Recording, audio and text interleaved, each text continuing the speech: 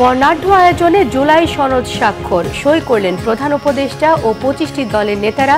রাজনীতিবিদরা দেশকে অনেক উচ্চতায় নিয়ে গেছেন মন্তব্য প্রধান উপদেষ্টার। ৪৮ ঘন্টার অস্থায়ী যুদ্ধবিরতির মাঝে ফের পাল্টাপাল্টি হামলা চালিয়েছে আফগানিস্তান পাকিস্তান। আফগানিস্তানের ৩ ক্রিকেটার সহ ১০ জন নিহত। Bangladesh West Indies one day series শুরু হচ্ছে আজ। আফগানদের বিপক্ষে হোয়াইট ওয়াশের ব্যর্থতা ঘুচাতে দুপুরে মাঠে নামছে টাইগাররা। দেখছিলেন ক্রাউন সিমেন্ট সংবাদ শিরোনাম। এবারে পুরো সংবাদ।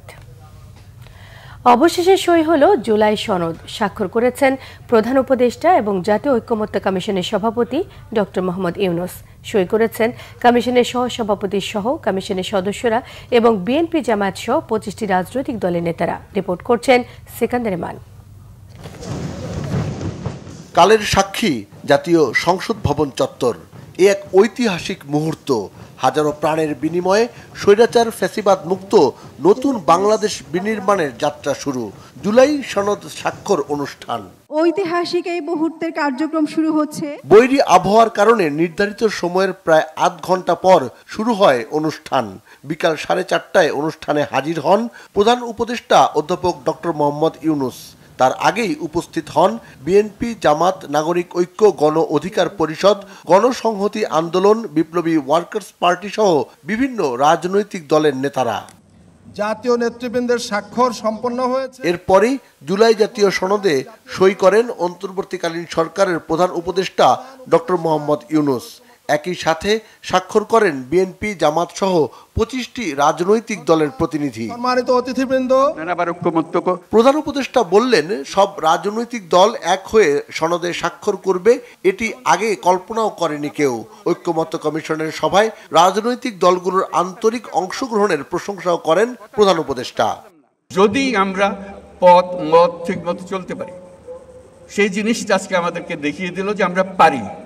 সেটাই হলো আজকের আমাদের যে শিক্ষা, যে আমরা যেটা চাই সেটা করতে পারি। এবং যেটা আজকে করলাম সেটা ছাত্রদের, তরুণদের জানিয়ে দেওয়ার জন্য তাদের পাঠ্যপুস্তকে থাকবে আমরা কিভাবে ঐক্যমতে এসেছি, কী কী বিষয় বিবেচনা করেছি, তারা কেন এই সিদ্ধান্তে এসছে।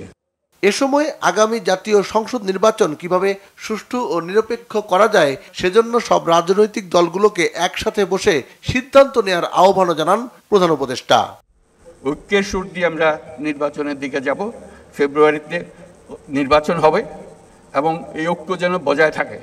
আজকে ঐক্যমত্যে আমরা যেরকম সনদ করলাম, রাজনীতির ব্যাপারেও, নির্বাচনের ব্যাপারেও আপনারা রাজনৈতিক নেতারা বসে, বিভিন্ন দলের নেতারা বসে একটা সনদ করেন কিভাবে নির্বাচন করবেন। সব সংকটের সমাধান করে দেশের স্বার্থে ফ্যাসিবাদের বিরুদ্ধে সবাইকে এক হয়ে কাজ করার কথাও বলেন প্রধান উপদেষ্টা।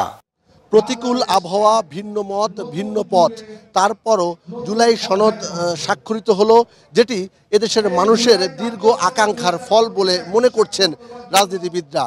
তারা মনে করছেন আগামী দিনে অবাধ, সুষ্ঠু ও গ্রহণযোগ্য নির্বাচন বাস্তবায়নের মাধ্যমে এই জুলাই সনদের পরিপূর্ণ বাস্তবায়ন সম্ভব হবে।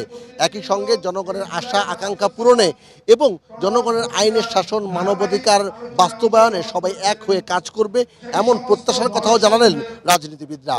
সিকান্দার রেমান, বাংলা ভিশন, জাতীয় সংসদ ভবন, ঢাকা। নারায়ণগঞ্জের রূপগঞ্জে নিজ গ্রামের বিল রক্ষায় নিজস্ব জমিতে পদ্ম, শাপলা ফুল সহ নানা উদ্ভিদের সমারোহ ঘটিয়েছেন এক প্রকৃতিপ্রেমী। এতে আকৃষ্ট হচ্ছেন রাজধানী সহ আশপাশের জেলার সৌন্দর্যপ্রেমীরা। খলিল শিকদারের পাঠানো তথ্য ছবি নিয়ে থাকছে ডেস্ক রিপোর্ট। নারায়ণগঞ্জের অন্যতম উপজেলা রূপগঞ্জের প্রাকৃতিক রূপ সৌন্দর্যে বিমোহিত হয়ে পর্যটকরা এই এলাকার নাম দিয়েছিলেন রূপগঞ্জ।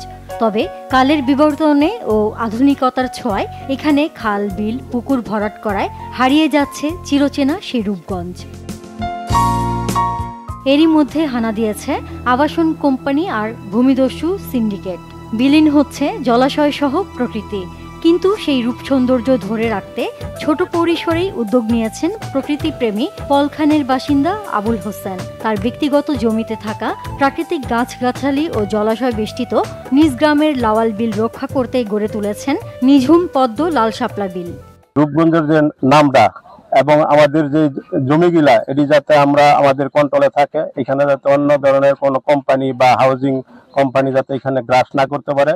শুধু লাল শাপলার পদ্মই নয়, এই বিলের পাশে থাকা গাছগাছালি আর নিঝুম পল্লী ঘুরে মুগ্ধ দর্শনার্থীরা।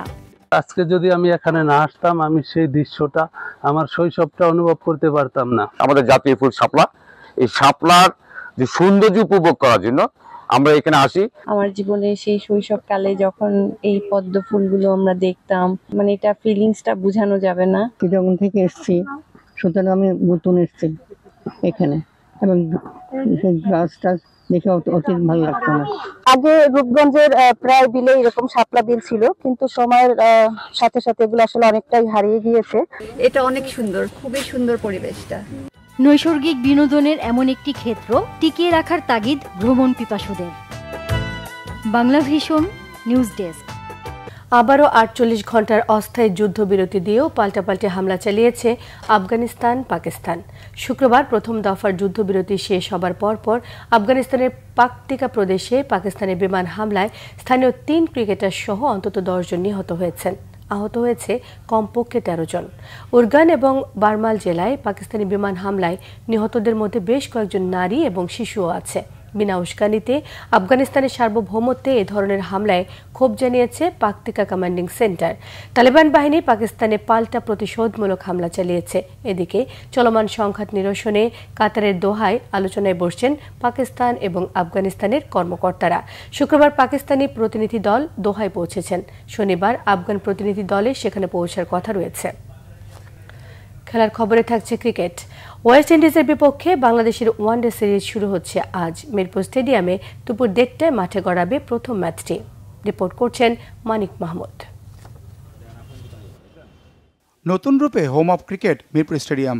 ধরন পাল্টেছে ২২ গজের পিচেরও। হোম সিরিজ বাংলাদেশের কিছুটা সুবিধা তো থাকবেই স্বাগতিকদের। প্রতিপক্ষ ওয়েস্ট ইন্ডিজের বিপক্ষে মিরাজদের ওয়ানডে সিরিজের চ্যালেঞ্জ। শারজায় আফগানিস্তানের কাছে ওয়ানডে সিরিজে ব্যাটিং বোলিংয়ে বেহাল দশা ফুটে ওঠে সিমন্সের শিষ্যদের। ওই সিরিজে হোয়াইট ওয়াশ হয়ে ২০২৭ ওয়ানডে বিশ্বকাপে সরাসরি খেলতে না পারার শঙ্কায় র্যাঙ্কিংয়ের ১০-এ থাকা বাংলাদেশ। তাই ঘরে মাঠে এই সিরিজটা বেশ গুরুত্বপূর্ণ মিরাজদের জন্য। জিতলে উজ্জ্বল হবে র্যাঙ্কিংয়ের ৯-এ ওঠার আশা। আফগানিস্তান সিরিজের মোহাম্মদ নাইম ও নাহিদ রানা নেই এই সিরিজে। ইনজুরি আক্রান্ত লিটন দাসও নেই। দলে ফিরেছেন সৌম্য সরকার। ওয়ানডেতে প্রথমবার ডাক পেয়েছেন উইকেটরক্ষক ব্যাটসম্যান মাহিদুল ইসলাম অঙ্কন। নতুন দিনের অপেক্ষায় কোচ সিমন্স। শেষ সিরিজটা যেমন কেটেছে এটা হতাশার, তবে আমরা এর চেয়ে ভালো দল। এমনভাবে অনুশীলন করেছি যেন সামনে ভালো করতে পারি, নতুন করে শুরু করতে চাই। নিশ্চিত করতে চেয়েছি প্রথম ম্যাচটা কিভাবে খেলবো সেদিকে যেন ঠিকঠাক মনোযোগটা থাকে। ভারতের মাটিতে টেস্ট সিরিজ খেলে বাংলাদেশ এসেছে শাই হোপের ওয়েস্ট ইন্ডিজ। সবশেষ ২০২১ সালে ওয়ানডে সিরিজ খেলে গেছে তারা। দলটির কোচ সাবেক ক্রিকেটার ড্যারেন সামি এদেশে বেশ পরিচিত, আছে জনপ্রিয়তাও। তারুণ্য নির্ভর দল নিয়ে টাইগারদের বিপক্ষে চ্যালেঞ্জ নিতে প্রস্তুত তিনি। আমি আগে কখনো এমন উইকেট দেখিনি, তবে আমরা সবাই জানি উপমহাদেশে খেলা মানে ভিন্ন চ্যালেঞ্জ, বিশেষ করে ব্যাটসম্যানদের জন্য। পিচটা আমাদের ভাবনায় আসতে দেব না। আমরা যেখানেই যাই মন্ত্রটা একই থাকে, কন্ডিশনকে বোঝার চেষ্টা করা। হোম সিরিজে ৩টি ওয়ানডে খেলবে দুদল। ২০২৭ সালের ৩১ মার্চের মধ্যে ওয়ানডে র্যাঙ্কিংয়ের সেরা ৯ থাকতে পারলে সরাসরি ২০২৭ বিশ্বকাপের টিকিট মিলবে বাংলাদেশের, নয়তো খেলতে হবে বাছাই পর্ব। মানিক মাহমুদ, বাংলাভিশন, ঢাকা।